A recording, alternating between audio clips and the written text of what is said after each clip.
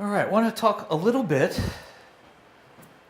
then moving from the classroom portion to the field portion of the trip, about how the field sessions will work, what to expect, and that kind of stuff. First one will be inside, just kind of, this is our orientation, get our systems down while we don't have to put up with the weather day. What we will do is we will hit City Rock at 6 a.m. on a Sunday morning. But we get there because we got to get in there, get done, and be out of there before they open for business at noon. So that's why we're coming in that early. What we have you do for that session, of course I'll put out email reminders prior to this, but we'll have you bring all of your gear that you're going to use on the outdoor field sessions. This is so we can do a gear check and make sure that you aren't going to freeze your butt off on St. Mary's Glacier 2 weeks away from that, or you're going to get through the overnight. So it's a good place to bring in, you know, hey, is this going to work? Should I do something? Or maybe I'm thinking between this and this, what do you think? What we do during that session is we will divide into the 5 rope teams that I gave you last time. And each rope team will go through 5 stations. So one station will be gear check. And you'll sit with an instructor and they'll go through the equipment list and they'll go through and they'll talk about things. And I'll get to Aurora's equipment killer. And then we'll also have this is how we tie into the rope session. So if you haven't already, I was kind of happy to see a question that was comparing the equipment list with what the book is saying. Prior to the field sessions, please have the book read. I think I said that the first night of class, so if you haven't picked it up and read it yet. But they have cool diagrams, they have good pictures, and pretty much most of our instructors agree with the book. I have a few differences of opinion. And sometimes the cool thing about the field sessions is you practice and you try some things and figure out what works for you. But we'll do tying in to a rope team while we're there. So you'll have the experience of doing that before we get to the parking lot at St. Mary's Glacier. I guarantee you the wind chill will be sub-zero in the parking lot at St. Mary's Glacier. That is not the first time you want to ever tie any of these knots. If you've never been, it is always windy at St. Mary's Glacier. It's just a nasty cold place, which is why we love having field sessions there. So we'll have one session where you'll be learning tying in skills, maybe even have you wandering the gym through an obstacle course a little bit on a short rope team. We'll have a knots and belay checkout station. So before we get involved, we just want to make sure that everybody knows how to belay. We know most of you have been trained through the CMC and should know how to do it. But have you done it with gloves and mittens on? Will you be able to go through your knots and tie them with gloves and mittens on? And one of the things that I do, I don't say tie a figure 8 knot. I'll say something like tie into the rope. And you'll decide which knot you're going to tie into the rope with. Or I'll say you're on the middle of the rope team, tie into the rope. And maybe you'll know that on the end of the rope you might want a figure 8, but in the middle of the rope you might want a butterfly. Or I'll say here's 2 ropes, tie them together. And you might choose to use a double fisherman's, you might choose to use a trace 8. And hopefully you'll be able to tell me why you chose the knot you did. Slide overhead. Yeah. European death knot. That's not true. They've proven that. I know. I mean, statistically, it actually works. But you have to call it the European death knot. But you're right. Statistically, they've looked at it, and doing a simple overhand doesn't fail. Otherwise, there'd be a lot of dead Europeans, because that's all they ever do. But knowing, being able to being able to put your prussics on with gloves on, that's a really hard one. So managing that. We'll have a station which will involve ascending a rope. So you're stuck in a crevasse and you need to get yourself out. 90% of crevasse falls, you're going to get yourself out. So learning how to drop your pack, use that as a counterweight, slide your prussics up, have your hand and foot prusik ready to go. All those kind of things. You'll get a sense of what it's like to move up a rope on that. We'll also have a rappel station. One thing, since it's been a little while since I've done the BMS rock section, are we being taught rappelling with auto blocks? Yes. Good. Yay, because I made us think about that a few years ago, and I was hoping they were still doing it. My standard practice in HAMS is you rappel with an auto block. They're particularly nice when you're rappelling with gloves on. And I can definitely think of one time when we were still doing ice, HAMS ice session up at Lincoln Falls, that I would be dead without an auto block right now. Because I had to hang myself halfway off of a cliff in order to retrieve a rope and do. If I had not had an auto block, it would have been really bad.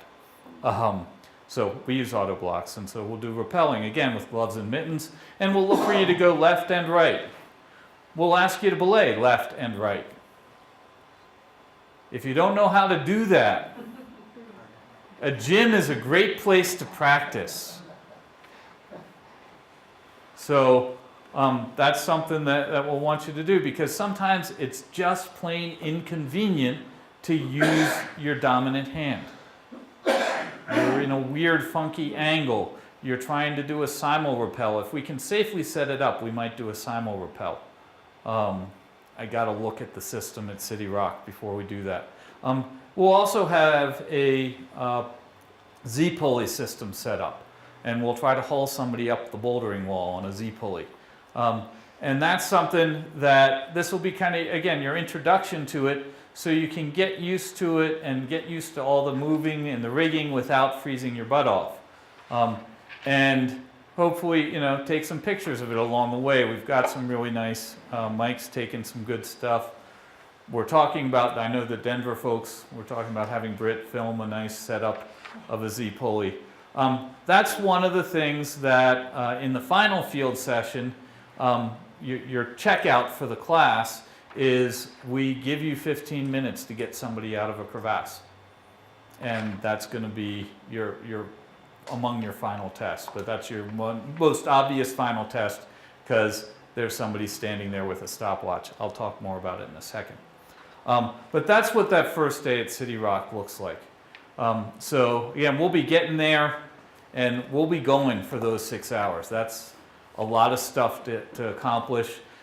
Bring snacks, food and drink. You're just taking care of yourself on all of these days. It's up to you to bring the proper food. When we're outdoors, obviously sunblock, lip stuff, all that kind of stuff. Figuring your systems out for how you're going to do a lot of stuff on the run. So the City Rock is really our introduction day. Snow travel day up on St. Mary's Glacier. We do a little refresher on self-arrest. We get you into your rope teams right in the parking lot. We walk up as rope teams. We usually have an obstacle course set up with some simulated crevasses for you to walk around. We give you some hints on how to do that. You get some working on communication and see in the wind how hard do you have to scream at each other to actually get stuff communicated. So there's a lot of traveling on rope. We talk about anchors and how to build good solid anchors out in the snow, which I know a lot of you probably have had anchors on rock. Anchors on snow have some of the same principles, but some very different things. An anchor is only as good as the material it's in. Colorado snow sucks. So how do you make an anchor in snow that's very unconsolidated? That can be really tricky. We'll also do a quick introduction to fixed line, because some of the peaks I listed, you'll end up on a fixed line, and you might want to know how to do that. We have a couple of ascenders. You don't have to own an ascender or anything like that. So that's the St. Mary's Day. Again, one of the big checkouts on the St. Mary's Day is how are you taking care of yourself? Are you calling for halts so you can change your clothing out? You know, are you making sure your layering system works? It's a good day to experiment because you're saying, hey, is this the right jacket or is this the right jacket? What the hell, bring both, see which one works. This is what the class is for. Try some things out. But make sure you're doing that, because that's one of the things we're always checking as instructors is, wow, man, sorry, Chris, your face is like a lobster at the end of the day. Did you forget to put sunblock on the entire day? You know? Have you figured out a system to do that kind of thing? I know one of my systems you'll see on the rope days I carry, they have the little passport travel cases.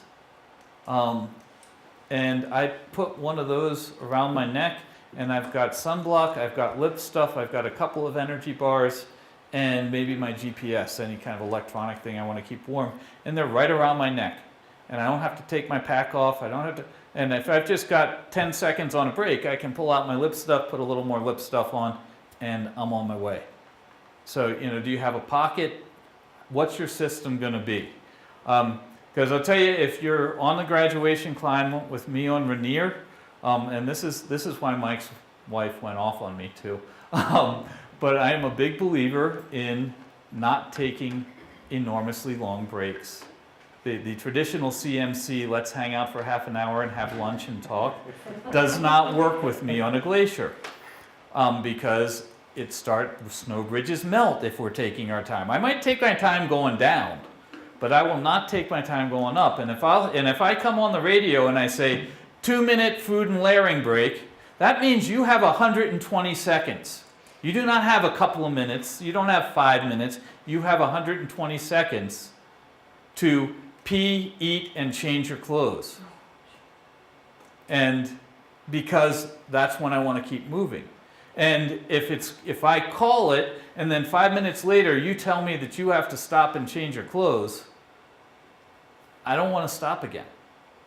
So it's really, you might not be quite ready, but somebody else calls for the clothing break, and so you go cold for 2 or 3 minutes while you say, well, in a couple minutes I might be warm enough. Well, you got to figure those things out on the rope team. A lot of our training days after the classroom days go into that. But start working on the St. Mary's Day. Start working even on the ice climbing weekend.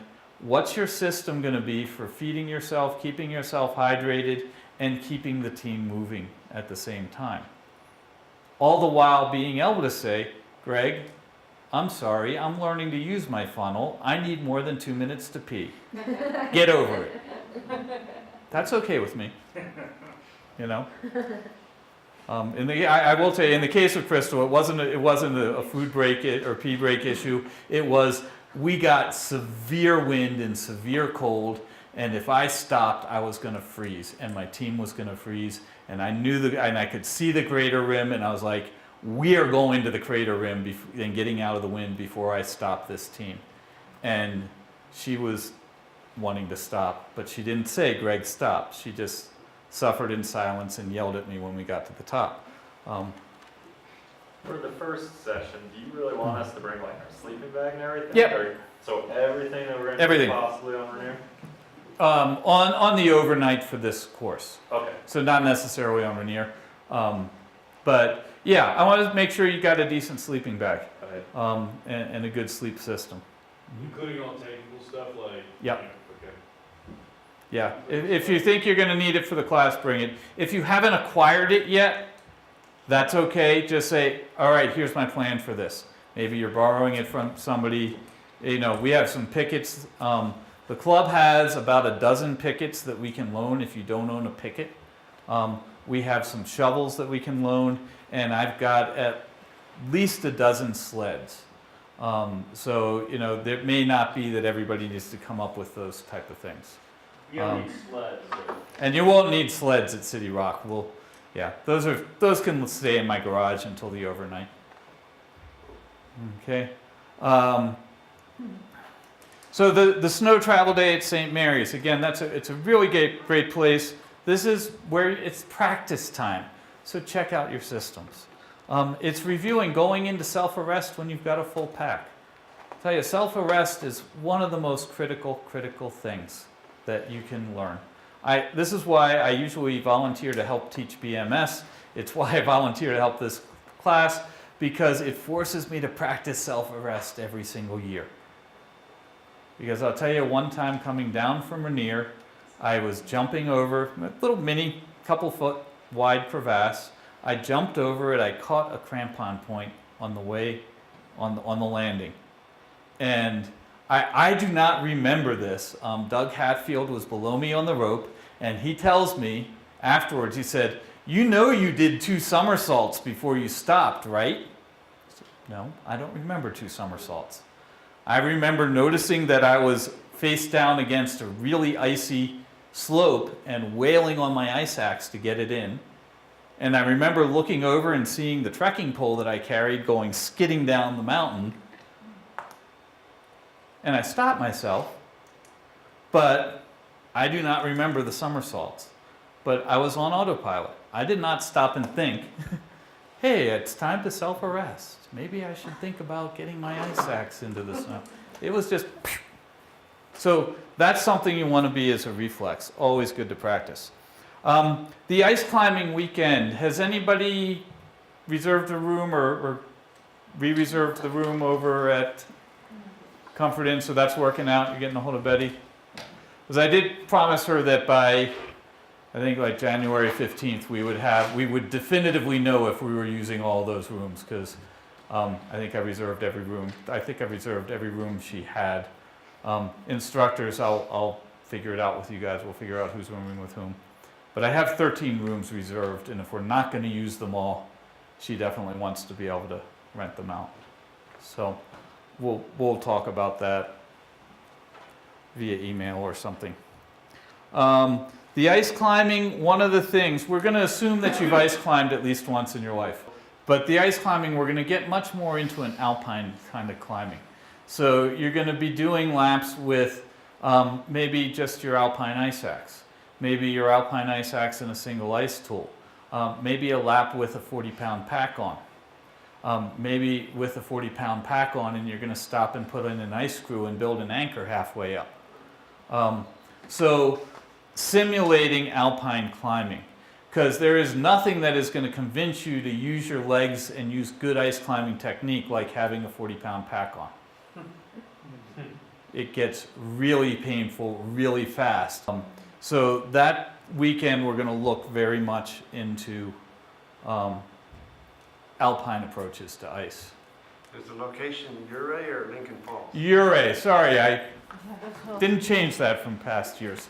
Thank you. It is at Ouray. And again, on that day, the Saturday will be the instruction day.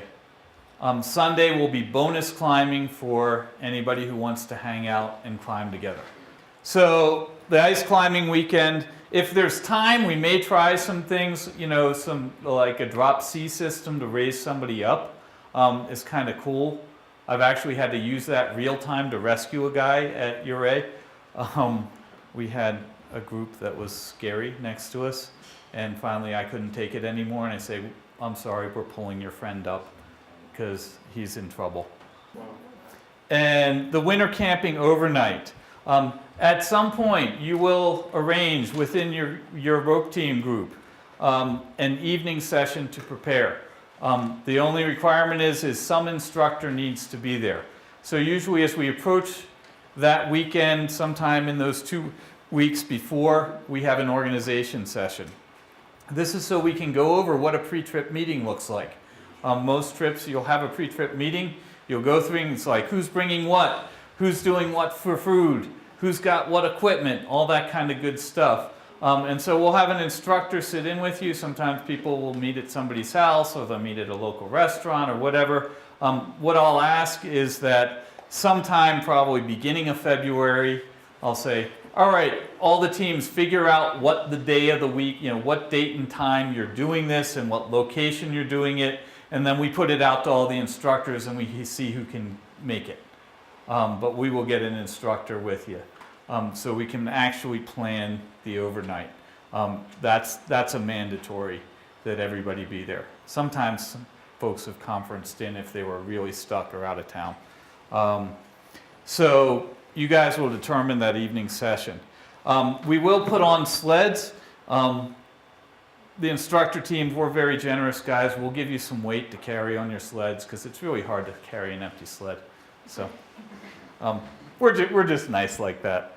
And we will do, you'll be setting up cookings. We'll be in full simulated glacier mode. So we'll talk to you about how to scout out an area, how to put up together a site. You'll have wanded off areas that you can walk in, and if you walk outside the wandered areas, you might die. Somebody might throw you down a crevasse. If your gear ends up outside of a wandered area, it might not come back. There have been known to be big breezes. Things get left outside at night. They tend to blow away. If we're doing a crevasse rescue time test and your gloves get put down on the glacier and they aren't attached to you, they might not be yours anymore. So we're going to do this as realistically as possible. We do set the 15-minute time limit for getting somebody out of a crevasse. We will simulate from moment of fall to getting all the way out. There is a reason for the 15-minute time limit, and that is that statistically, if you're hanging in this position, after 15 minutes you can get a collapsed lung and asphyxiate. So if you've got somebody hanging in a crevasse, you really do have to get them out that quickly because it could be dangerous otherwise. The main reason that we do the test with the Z-pulley is not because you're going to be doing Z-pulleys all the time.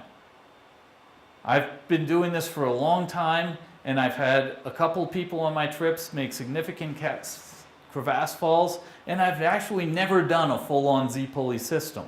We've always had creative other ways to get them out, or we just screwed up and spaghettied the whole Z-pulley system because it was the middle of the night and we were tired and we were stressed. But if you do correctly execute a Z-pulley, you've got to tie about 3 different knots. You've got to manage your carabiners. You've got to put in a solid anchor. You've got to communicate and work with each other really effectively as a team. And if you've got all of those skills, then you're ready to be out on a glacier. That's why we did the Z-pulley as our test, not because you're going to be doing Z-pulleys all the time. But it never hurts to practice them. Usually we go up, if you know the Bimrose Ski Circus Trail, we usually go a little ways up that. It's not a long walk. We go in probably a mile, and we camp in there, and we spend a lot of time building camp and doing that kind of stuff. We try to get done by midday on Sunday and go out, and sometimes we'll have a little meal on the way back. Anyway, so that's kind of the walkthrough of the field sessions. I will tell you that a lot of rope teams choose to do some practice on their own outside of classes, just getting stuff together. That's always a good thing. The other thing is if you're doing any training or getting out there, that's one of the purposes of the listserv. Hey, I'm heading out ice climbing this weekend. Who wants to go? Or I feel like going and snowshoeing. Or anybody want to do a peak? Please feel free to put stuff out there on the days that there isn't class, and hopefully we can do a little bit of training together and start that process. Okay. The CMC has the avalanche course. Does that get you RE1 certified? That is, the CMC avalanche course is sufficient for graduation from this class. I think we bumped it up a couple years ago. It's now, I think it is a full level 1 now. CMC certification from the CMC course. For 2 years. Yeah. But you don't actually get a certification. Yeah. Or you get it's a CIIC. It's their curriculum from it. So yeah, that is a reminder. Usually at the end of the course, what I'll do is I'll have you send me your avalanche card at the end of the class, and then I'll say yes, you've passed, or no, you have some other things to do. Usually one of 3 things happens. I either say yes, you've passed, or hey, we really would like to, you were really close, but we'd like to see A, B, and C again before we say yes, you're good to go. Or we say, we have some significant concerns and we'd like you to not, and we've decided that you're not going to pass. That's really the three responses. Basically what happens is at the end of the class, all the instructors get together and I start with the question, would you rope up with this person? And if anybody in the room says no, then we have a discussion about exactly what skills you need before we'd rope up with you. But if you get a yes from all of your instructors, it's kind of like when I taught BMS Rock, you pass belaying if I'm willing to climb with your while you're belaying. You pass HAMS if I'm willing to tie in with you. It's that practical, but also a lot of detail comes in. All right, we had equipment question. Oh yeah, I was Earlier. asking if you had a recommendation on alpine rope. Alpine rope, it's changing. I've been using for years, I've been using an 8.5 mil half rope as my primary glacier travel rope if I'm on low angle, because I feel like that's lighter weight and I can get away with it with lower angle stuff. What length? I have a 60 for glacier travel. You could go as short as a 50 depending where you're going. If you're going to Alaska with the big honking crevasses, you want something a little longer. If you're going to Europe where they aren't, they tend to go much shorter ropes in Europe because they really don't have the massed, enormous house-eating crevasses there. How many people are you putting on a 60-meter rope? I could put either 4 or 3, depending on the amount of coils I put on the end, 3 with big coils or 4. I use a And then, 30 meter for 2 people. But yeah, I've used a 30 meter for 2 and with coils. So a lot of it will depend on the terrain you're going in. I'd absolutely go dry rope. But I think my next glacier rope, I'm going to finish the thought. Full-on single ropes are getting so skinny and so light. You can now get a fully rated single rope at an 8.9. I can't, why would my next rope, why would I have a specialty half rope for just glacier when I could get a full rope and do something, that's higher angle and have a little more versatility. So probably the next rope I buy, which is within a year, I'm probably close to retirement on my current glacier rope. I'm probably going to go with something really skinny that's rated as a single rope.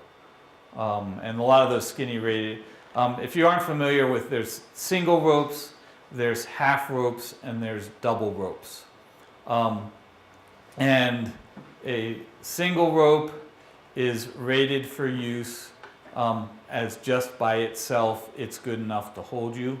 A half rope is rated to use with a second rope, so you have 2 half ropes, and as you're going up, you're allowed to clip the ropes every other. So you clip 1 rope to one piece of pro and 1 rope to another piece of pro. So if you've got a route that's wandering all over creation, you can reduce some of your rope drag by doing that alternate clipping thing. And plus you got a margin of safety if one of your rope strands breaks, you can come back and use the other. Double ropes are basically 2 ropes that must be clipped simultaneously. They basically act like a really wide single rope. But again, they can be very useful in terms of, 2 different people can carry them on the approach. If you put your ice axe through one of them, you've got another, and those kind of things.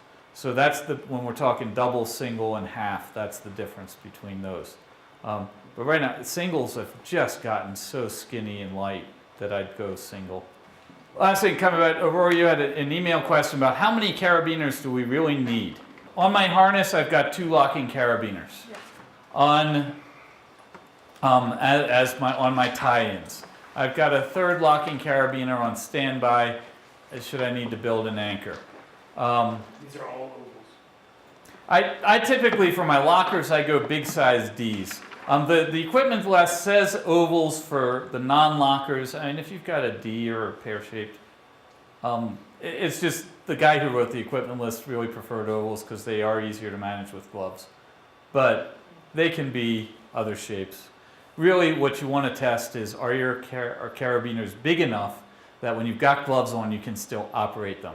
Because I've got some wonderful Camp Nanos that just can't go with me in the wintertime. So those are my lockers. I've got 2 there, 1 on my harness in case I need it for rescue. I will have, if I'm wearing a chest harness, I will have 1 there. Non-locking. right? 1 non-locker for my chest harness. I will have a non-locker securing my pack, on a pack tether, securing my pack to the rope. So there's 2. I will have a non-locker on any of the pickets that I'm carrying. Typically you will be carrying 1 picket. So you'll have 1 non-locker on that, so there's 3. If you've got, I'll typically have a non-locker in my, that's where I store my crevasse rescue setup, so there would be 4th. And then if you're hauling a sled, I might have anywhere from 2 to 3, depending on the type of sled split up. I've had anywhere from 1 to 3 depending on the sled and depending on my pack. For these trips, these are your practice times to see what you really need. Because when you get into a high alpine trip, particularly if you want to go very light, which I recommend, is you want to bring exactly as much as you need and really not a stitch more. We have on the list 4 1.5 Pro 6 lengths.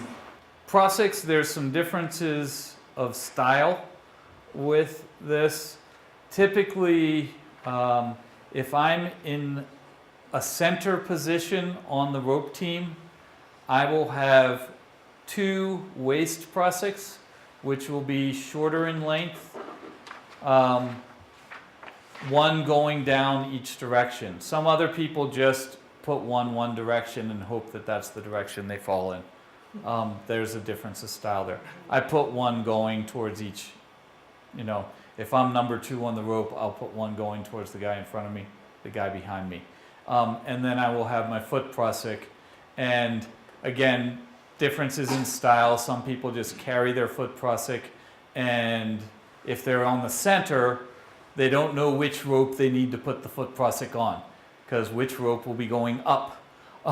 So some people just carry it in their pocket and assume they'll be able to tie it on when they get into the crevasse. If I'm on one of the end positions, then it's easy, because there's only 1 rope strand going off from me, and that's the strand I put my chest on, prusik on, and my foot prusik on. So if I'm on one of the ends, I only need 2, 1 short and 1 long. And if I am on in the middle, I use 3, because I need 2 short and 1 long. Some people like the Texas prusik as a good way to ascend a rope. Not my personal favorite, but several other instructors love it. Good thing to test out on our gym day. Get on a Texas, get on a regular one, see what works. And you'll get a better sense of your prusik lengths there. If you're going out and buying cord, my recommendation is buy a little longer, tie your knots, and adjust the length based on your own needs. This is your best, this is sort of your statistical averages. We're all different heights. We all have different length legs. So they're going to end up being different lengths. So, they have the suggested lengths that are pretty good on the equipment list. I'd buy a little longer. I mean, it costs 10 cents a foot. Buy an extra foot and leave the knots sloppy until you've practiced with them a couple of times and say, okay, this is exactly how much I need. I'm going to cut off the excess now. Other prusiks. You will need a prusik to keep your sled on the rope. Some people use a prusik, some people use a runner to attach their pack to the rope. And then you will need a minimum of 1. I usually carry 2 prusiks as part of my Z-pulley kit. The Z pulley, a lot of times you assume that 2 people are involved in building it, so you can use 2 people's worth of gear. That's why everybody carries 1 picket. You take 1 picket from your partner and you've got an anchor. That's one of the things that if I'm going to bring in an extra prusik or 2, because they're light, they're easy to manage, and you can find all kinds of crazy uses for them. On the logistics side of the house, if you have an odd number of people on your team, what does the odd number person do? I mean, bring his own tent, sleep in his own room? Good question. How do you pair each other up? How does that work? You can carry a 3-person tent. You can have a 2 and a 1. I think Mike talked about his Aconcagua trip where they had 3 people and they carried an extra solo tent and they rotated who was in the solo tent. Good news is you get more room, you get to spread out a little bit. The bad news is it's a little bit colder. When I was on Mount Fairweather in Alaska, we happened to combine forces with another team, and some of their team members had abandoned their trip. As we flew onto the glacier, they saw the plane and came running down to the plane and said, "Get us the hell out of here. We've been snowed on for 2 weeks." And as it happened, those guys abandoned rather abruptly because they saw our glacier plane landing, and so they had extra tents.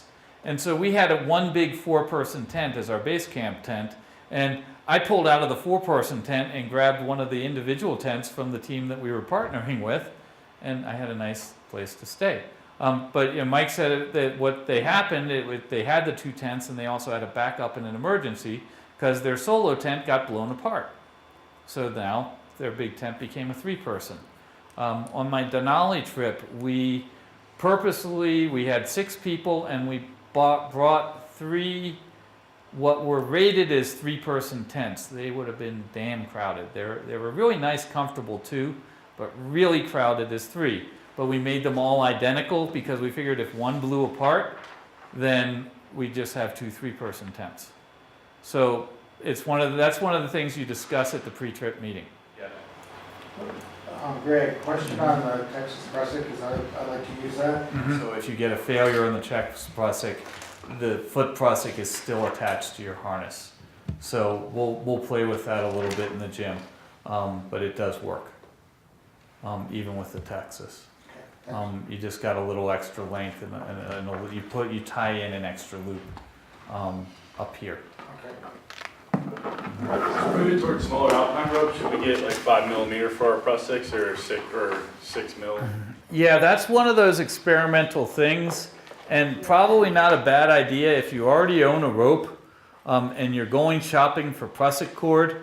Walk into Mountain Chalet, walk into REI, and bring your rope.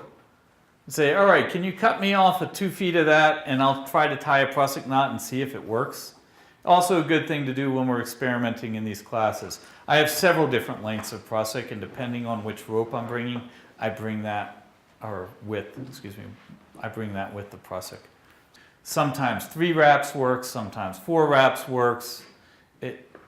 That's where, again, you play with it, you experiment, you figure out what works for your setup. Any other questions? Okay.